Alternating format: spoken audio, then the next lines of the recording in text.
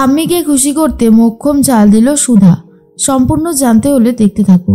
দেখা যায় গল্পের শুরুতেই যে সুধা চেষ্টা করে যাচ্ছে যেভাবেই হোক প্রবালকে খুঁজে বার করার, কিন্তু কোনোভাবেই আর পাচ্ছে না। অফিসার বলে, ম্যাডাম ফোনের লোকেশনটা এখানেই দেখাচ্ছে, তাই আশেপাশে ভালো করে খুঁজতে হবে আমাদেরকে।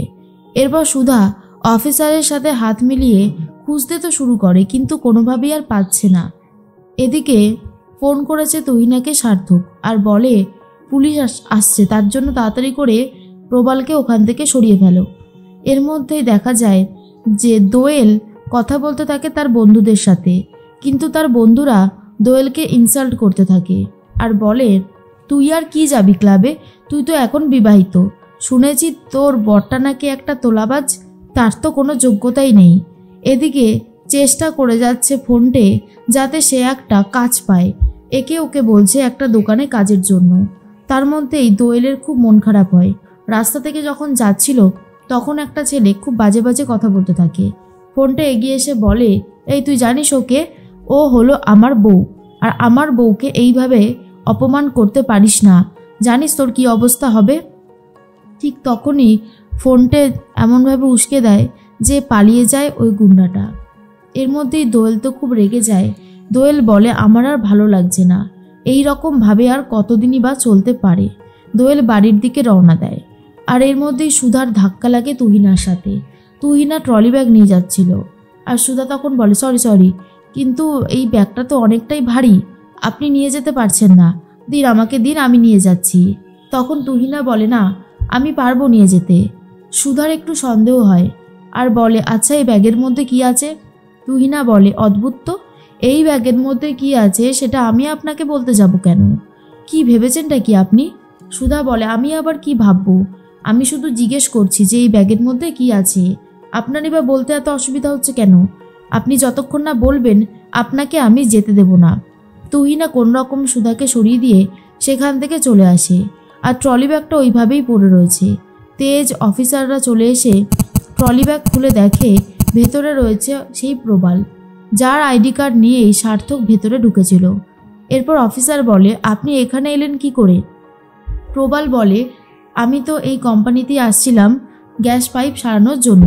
ঠিক তখনই একজন আমাকে ডাকলো আর ডেকে পেছন থেকে এমনভাবে কিছু একটা ধরলো মুখে, আর আমিও অজ্ঞান হয়ে গেলাম। অফিসার বলে, আপনি চলুন থানায়, বাকি কথা ওখানে শুনবো। এদিকে সুধা বলে, কে আছে যে আমাদেরকে এইভাবে মারতে চাইছে, ক্ষতি করতে চাইছে কোম্পানির, জানতে আমাকে হবেই।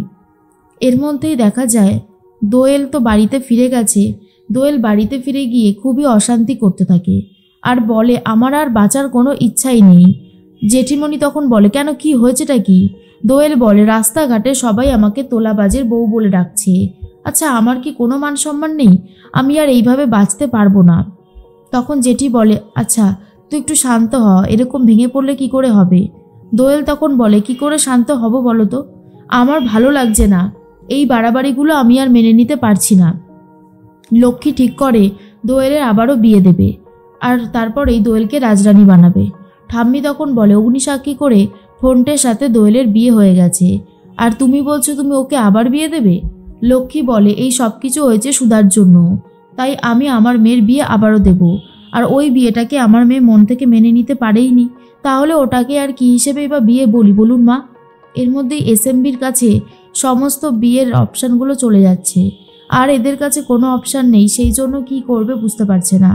তখনই ইমন বলে, মম সুধা এই সবে সবে বিজনেসটা খুললো, আর ওর বিজনেস এত রমরমা করে চললে আমাদের বিজনেস তো শেষ হয়ে যাবে, এরপরে আমাদের তো আর কোনো অর্ডারই আসছে না, কি করব এবারে, কোনো অপশানও নেই। আর এই যে দীপেন্দ্র কুমারের যাকে ঠিক করা হয়েছিল মেয়ে, সেই মেয়েটাও তো চলে গেছে, এবার আমি কি করব। তখনই ইমনের মা বলে, সেটাই তো বেবি, খুবই চিন্তার মধ্যে পড়ে গেছি, সুধার ব্যবসাটা যেভাবে বাড়ছে আমাদের বিজনেসটা ঠিক সেভাবেই কমে যাচ্ছে। তখন ইমন বলে, কাটা খায়ে নুনে ছেটা দিও না, এত তাড়াতাড়ি দীপেন্দ্র কুমারের পাত্রী কাকে জোগাড় করব আমি এখন বুঝতে পারছি না। কত বড় হিরে ব্যবসায়ী, বুঝতে পেরেছো, কত টাকা আমাদের দিত, আমাদের অনেক লাভ হতো। এর মধ্যেই চলে এসেছে দোয়েল আর দোয়েলের মা। দোয়েলের মাকে দেখে ইমনের মা বলে, এ কি আপনি এখানে, কি চান। লক্ষ্মী দেবী বলে, চাই তো অনেক কিছুই, এবারে শুধু বলতে চাই। আমার মেয়েকে এখানে একটা কাজে নিন না, বা আমার মেয়েকে বিয়ে দেওয়ার একটা ব্যবস্থা করুন না। শুনে তো ইমনের মা বলে, আমি যতদূর শুনেছিলাম আপনার মেয়ে বিবাহিত, তাহলে এখন আপনি আপনার মেয়েকে আবার বিয়ে দিতে চাইছেন? লক্ষ্মী বলে, আমার মেয়ে বিবাহিত সেটা গুটি কয়েকজন মাত্রই জানে, কিন্তু বিয়েটা যদি আপনি দিতে পারেন তাহলে কিন্তু আপনি বেঁচে গেলেন, না হলে কিন্তু এরপর আপনি ফেঁসে যাবেন। আর এটা শোনার পর ইমনের মা পুরোপুরি অবাক হয়ে যায় আর বলে, কি বলছেনটা কি আপনি? তখন লক্ষ্মী বলে, ঠিকই বলেছি, আমি সবাইকে বলে দেব যে আপনি এসেছিলেন সুধার দ্বিতীয় বিয়েটা দেওয়ার জন্য আমার কাছে টাকা নিয়ে। আরও অনেক কুকীর্তির কথাই আমি জানি, যেগুলো বলে দিলে বসু মল্লিক পরিবারের পা আপনি বসু মল্লিক পরিবারে গিয়ে পা দিতে পারবেন না চৌকাটে। এবার বলুন কি করব? আমার মেয়েকে বিয়ে দেওয়ার ব্যবস্থা করবেন, নাকি আপনাদের পর্দা ফাঁস করে দেব? আর এর মধ্যে দেখা যায় সুধা তো চিন্তা করছিল সার্থকের ব্যাপারেই, যে এই সব কিছুর পেছনে কি তাহলে সার্থক রয়েছে। তার মধ্যেই পূর্বী ফোন করেছে আর বলে, আমি এক্ষুনি আসছি, তোমার সাথে দেখা করতে চাই। অফিসার এসে গেছে আর বলে, ম্যাডাম আপনার সাথে কিছু কথা ছিল, এখানে কি বলা যাবে? সার্থক চ্যাটার্জির ব্যাপারে। এরপরেই ঠাম্মি বলে, সার্থক চ্যাটার্জিটা আবার কে? আমি তো চিনতে পারছি না। অফিসার বলে, আসলে সার্থক চ্যাটার্জি হলো সুধা ম্যাডামের আগের হাজব্যান্ড। ওই কর্ণাটক পুলিশ থেকে আমাকে ফোন করা হয়েছিল, ওরা বলল যে সার্থক চ্যাটার্জি নাকি দেশের বাইরে চলে গেছে। এরপরে ঠাম্মি বলে, তো ওর নামটা আবার আসছে কেন? ও কি আবারও আমার বৌমার ক্ষতি করতে চাইছে? এইবারে কিন্তু অফিসার আমি নিজের হাতে আইন তুলে নেব যদি আমার বৌমার কোনো ক্ষতি করার চেষ্টা করে ওই লম্পটটা। এরপর অফিসার বলে, না না ম্যাডাম, সার্থক চ্যাটার্জি বাইরে চলে গেছে, তো ক্ষতি করার কোনো প্রশ্নই নেই। এর মধ্যেই চলে এসেছে পূর্বী আর বলে, সুধাদি আমি তোমার সাথে দেখা করতে এলাম। আমিও শুনলাম সার্থক নাকি এ দেশের বাইরে চলে গেছে, তাই ভয় পাওয়ার কোনো কারণ নেই। সুধা তখন বলে, যাক তাহলে তো একটা দিকে নিশ্চিন্ত হয়ে গেল। এর মধ্যেই সুধা বলে, তুমি একা এসেছো, রামান কোথায়? তখনই পূর্বী বলে, রামানের এক কাজিনের বিয়ে আছে, দীপেন্দ্র কুমার, হিরে ব্যবসায়ী, প্রচুর টাকা। ওই তো কালকে আশীর্বাদ, পরশুদিন বিয়ে, আমি ওটাই অ্যাটেন্ড করতে এসেছি।